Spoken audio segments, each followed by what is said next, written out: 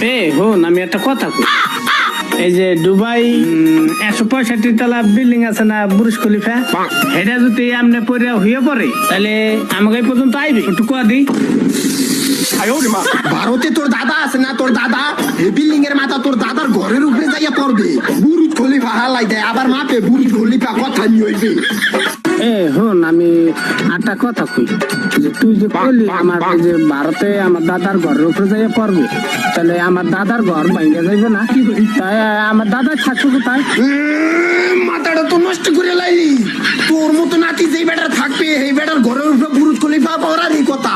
আল্লাহ, তুমি এই যখন দুইটার আমার বন্ধু কি হিন্দিকা বানাইলাও, কি হিন্দিকা বুরুজ খলিফা রয়েছে দুবাই, এই বাংলাদেশ ডিঙ্গে বলে ভারত যাই ওর দাদা ঘরের উপরে পড়বে রে।